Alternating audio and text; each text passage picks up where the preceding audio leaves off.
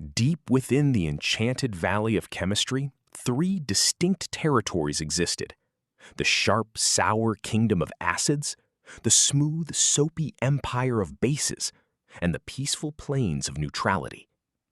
Because you couldn't always tell who was who just by looking, the citizens relied on a special group of magical spies known as the acid-base indicators. These spies, including lichen, red rose, purple cabbage, and turmeric, were shapeshifters that completely changed color depending on whose territory they visited. The litmus spies. When the blue litmus spy snuck into acid territory, he instantly turned crimson red out of alarm. But when the red litmus spy crossed into the empire of bases, he relaxed and turned a deep, cool blue. The red rose agent. This agent bloomed into a vibrant red when wandering through acids, but shifted to a striking green the moment she touched a base. The turmeric scout.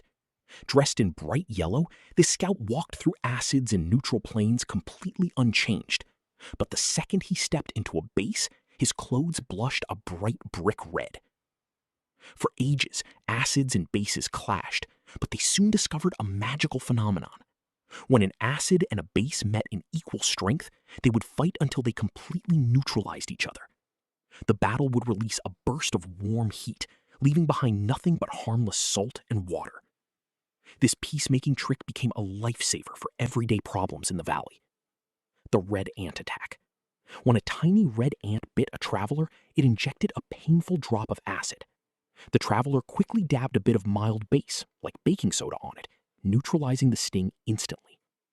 The sick soil. When farmers found their soil too acidic or too basic for crops to grow, they used the opposite substance to bring the earth back to a perfect, fertile balance. The industrial waste. Before factories dumped their harsh waste into rivers, they used neutralization to wipe out the dangerous chemicals, protecting the aquatic creatures downstream.